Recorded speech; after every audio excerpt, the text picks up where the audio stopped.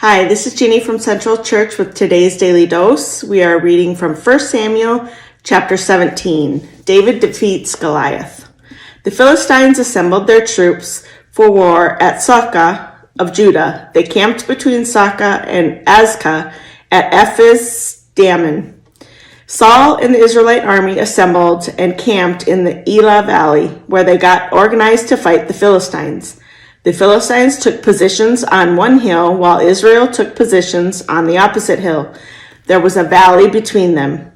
A champion named Goliath from Gath came out from the Philistine camp. He was more than 9 feet tall. He had a bronze helmet on his head and wore bronze scale armor weighing 125 pounds.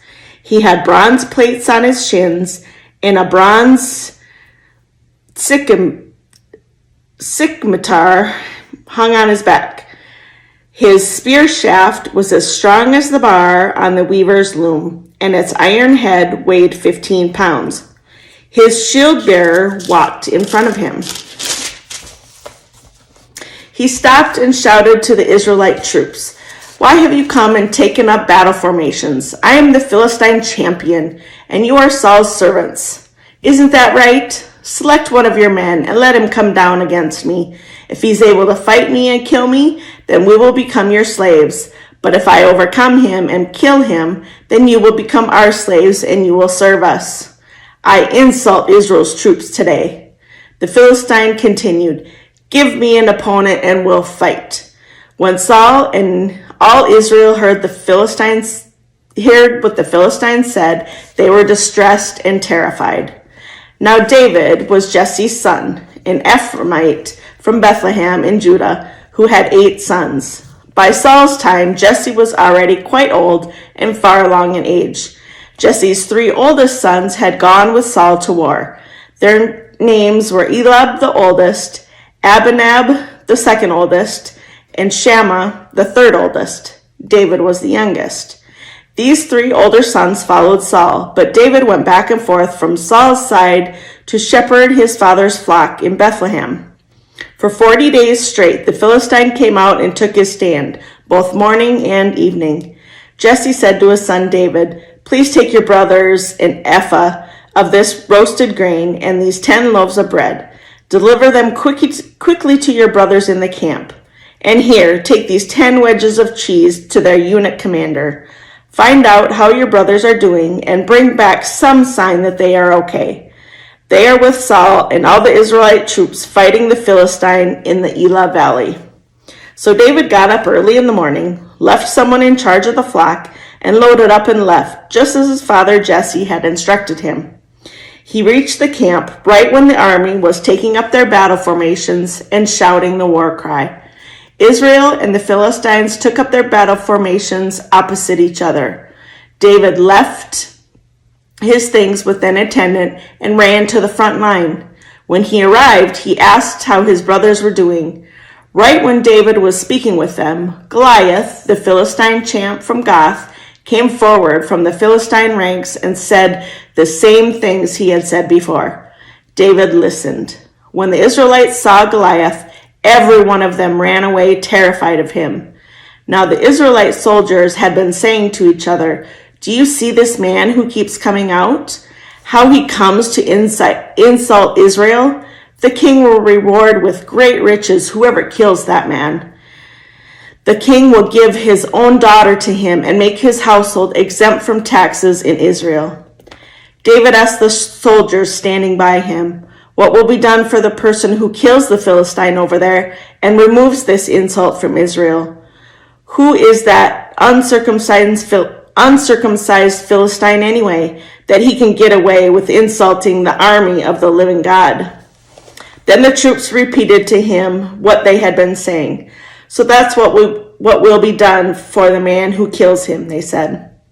When David's oldest brother Eliab heard him talking to the soldiers, he got very mad at David. "Why did you come down here?" he said. "Who was watching those few sheep for you in the wilderness? I know how arrogant you are and how your devious plan. You came down just to see the battle." "What did I do wrong this time?" David replied. "It was just a question." So David turned to someone else and asked the same thing, and the people said the same thing in reply. The things David had said were overheard and reported to Saul, who sent for him.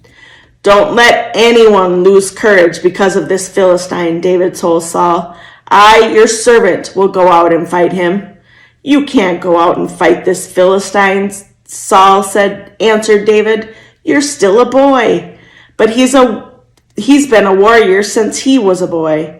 "Your servant has kept his father's sheep," David replied to Saul, and if ever a lion or a bear came and carried off one of the flock, I would go after it, strike it, and rescue the animal from its mouth.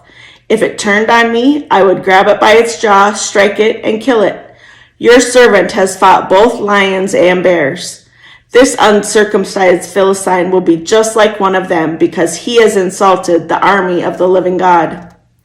"The Lord," David added, "who rescued me from the power of both lions and bears, will rescue me from the power of this Philistine." "Go," Saul replied to David, "and may the Lord be with you." Then Saul dressed David in his own gear, putting a coat of armor on him and a bronze helmet on his head. David strapped his sword on over the armor, but he couldn't walk around well because he'd never tried it before. "I can't walk in this," David told Saul, "because I've never tried it before." So he took them off. He then grabbed his staff and chose 5 smooth stones from the stream bed. He put them in his pocket and his shepherd's bag, and with sling in hand, went out to the Philistine. The Philistine got closer and closer to David, and his shield bearer was in front of him.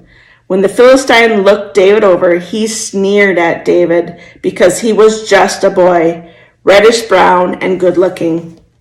The Philistine asked David, "Am I some sort of dog that you come at me with sticks?" And he cursed David by his gods.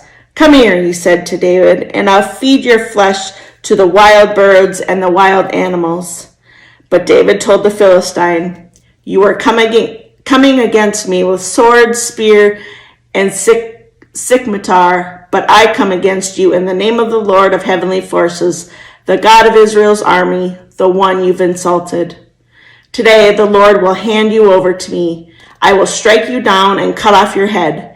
Today I will feed your dead body and the dead bodies of the entire Philistine camp to the wild birds and the wild animals. Then the whole world will know that there is a God on Israel's side. And all those gathered here will know that the Lord doesn't save by means of sword and spear. The Lord owns this war, and he will hand all of you over to us." The Philistine got up and moved closer to attack David, and David ran quickly to the front line to face him. David put his hand in his bag and took out a stone. He slung it and hit the Philistine on his forehead. The stone penetrated his forehead, and he fell face down on the ground. And that's how David triumphed over the Philistine with just a sling and a stone, striking the Philistine down and killing him. And David didn't even have a sword. Then David ran and stood over the Philistine. He grabbed the Philistine's sword, drew it from his shield, and finished him off. Then David cut off the Philistine's head with the sword. When the Philistines saw that their hero was dead, they fled. The soldiers from Israel and Judah jumped up with a shout and chased the Philistines all the way to Gath and the gates of Ekron. The dead Philistines were littered along the Sharam road all the way to Gath and Ekron. When the Israelites came back from chasing the Philistines, they plundered their camp. David took the head of the Philistine and brought it to Jerusalem, but he put the Philistines' weapons in his own tent. Now when Saul saw David go out to meet the Philistine, he asked Abner, the army general, "Abner, whose son is that boy?" "As surely as you live, your majesty, I don't know," Abner answered. "Then find out whose son that young man is," the king replied. So when David came back from killing the Philistine, Abner sent for him and presented him to Saul. The Philistine's head was still in David's hand. Saul said to him, "Whose son are you, my boy?" I am the son of your servant Jesse from Bethlehem, David answered. That's the end of today's reading.